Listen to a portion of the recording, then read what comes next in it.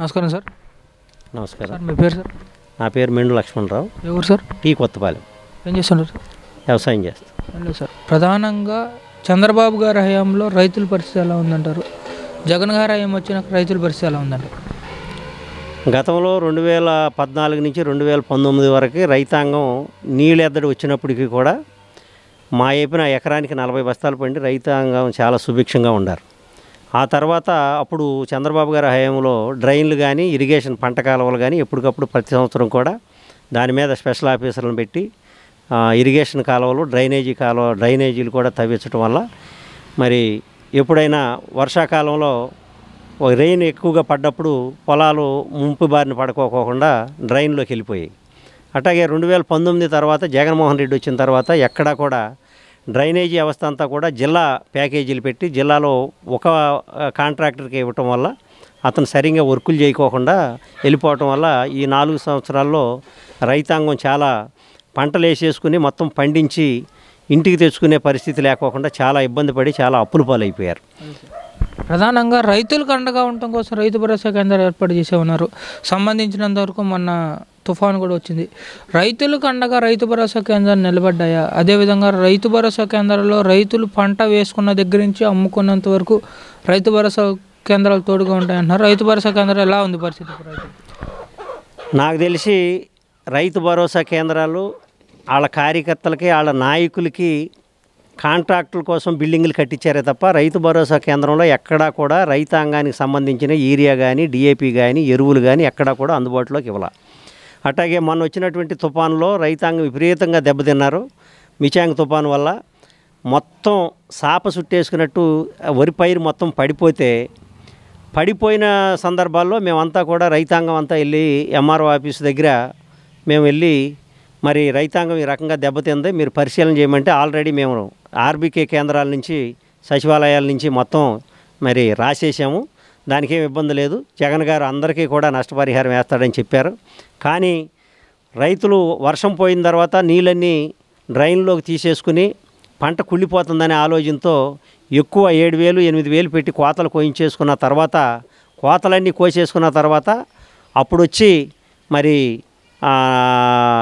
కోత కోసేసిన తర్వాత ఎండిపోయిన తర్వాత పరిశీలనకు వచ్చి ఎక్కడా కూడా పంట నష్టం జరగలేదు, మీకు నష్టపరిహారం రాదు అని చెప్పి ఎక్కడో ఒకసాట అరసాట చేసి మరి వెళ్ళిపోయారు. ఈ మిచాంగ్ తుఫాను వల్ల ఎక్కడా కూడా 5 పైసలు నష్టపరిహారం రైతుకు రాలేదు. విపరీతమైన నష్టం జరిగింది. అదే సార్, ప్రధానంగా చంద్రబాబు గారి హయాంలో అయితే రైతులకంటూ కొంత బడ్జెట్ ఉండేది.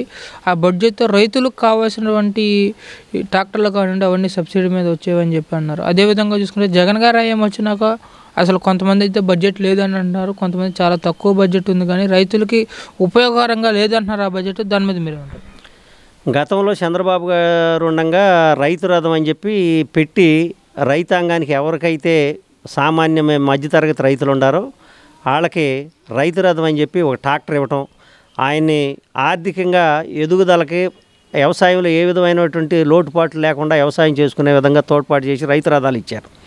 అట్లాగే ఎస్సీలకు కానీ మరి ఎస్టీలకు కానీ మరి 4 చక్రాల వాహనాలు ఇచ్చి వాళ్ళకు లోన్ల ద్వారా వాళ్ళకి ఇచ్చి సబ్సిడీ ఇచ్చి వాళ్ళ ఒక కుటుంబాలను బలోపేతం చేయడానికి ఎస్సీలు ఎస్టీలకు కూడా గతం ప్రభుత్వంలో చంద్రబాబు గారి ఆధ్వర్యంలో జరిగినాయి.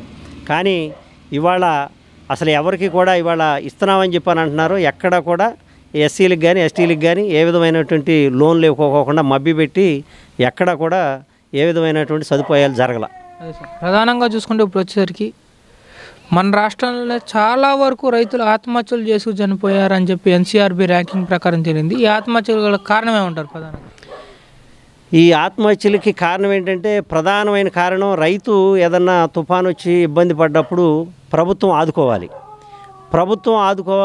ప్రభుత్వం ఆదుకునే దిశలో ఎక్కడా లేదు కాబట్టి మనోళ్ళు మన ఆంధ్రప్రదేశ్లో ఈ తుఫాన్ల వల్ల కానీ ఇడిగా రేట్లు పెరిగిపోవటం వల్ల కానీ ఏది వ్యవసాయం సంబంధించి ఆధారిత డిఏపి కానీ పురుగు మందులు కానీ ఇవన్నీ విపరీతమైన రేట్లు పెరిగిపోయి దాని మీద ఏ విధమైనటువంటి పర్యవేక్షణ లేకపోవటం వల్ల రైతులు అప్పుల పాలైపోయి ఆత్మహత్యలు చేసుకున్నాడు. దాని మీద ఏ విధమైనటువంటి ఈ సమీక్ష దానికి సంబంధించినటువంటి మరి అగ్రికల్చర్కి సంబంధించిన డిపార్ట్మెంట్ ఎవరో కూడా దీని మీద అజ తీసుకోకపోవటం వల్ల రైతు విపరీతమైన నష్టపోయి ఆత్మహత్యలు చేసుకున్నారు. ప్రధానంగా చూసుకుంటే చంద్రబాబు గారి హయాంలో రైతులకు అండగా ఉండటం కోసం రైతులకు మూడో పంటకు కూడా నీళ్లు ఇవ్వాలని చెప్పి ఉద్దేశంతో పోలవరం ప్రాజెక్ట్ స్టార్ట్ చేయడం జరిగింది. పోలవరం ప్రాజెక్ట్ లేట్ అవుతుందని చెప్పి పట్టిసీమ తీసుకొచ్చారు. పట్టిసీమ నుంచి కూడా సరైన సమయంలో నీళ్ళు ఇవ్వడం పరిస్థితి ఏర్పడుతుంది. పట్టిసీమ నుంచి అయితే సరైన సమయంలో నీళ్ళు ఇచ్చినట్లయితే రైతులకి ఈ డిసెంబరు నవంబర్ నెలల్లో వచ్చేటువంటి తుఫాను బారిన బయటపడేవాళ్ళు అని చెప్పి నిపుణులు అంటున్నారు.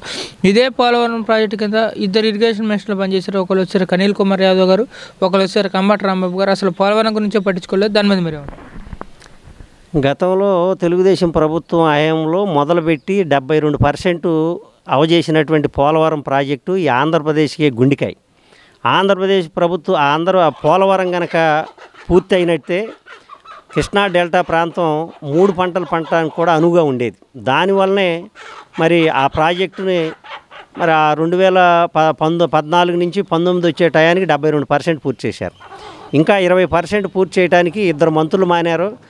ఇద్దరు మంత్రులు కూడా దాని మీద అసలు ఇరిగేషన్ అంటేనే అవగాహన లేనటువంటి వాళ్ళకి ఇచ్చారు. దానివల్లే మరి టెండర్లు మార్చడం వల్ల లేకపోతే కాంట్రాక్టర్లు మార్చడం వల్ల ప్యాకేజీల కోసం కమిషన్ల కోసం అక్కడ వర్క్ జరగకపోవటం వల్ల ఈ డెల్టా ప్రాంతం అంతా కూడా రైతాంగం అంతా కూడా పోలవరం పూర్తి అవ్వకపోవటం వల్ల తీవ్రమైన ఇబ్బందులు తీవ్రమైన నష్టం జరిగింది.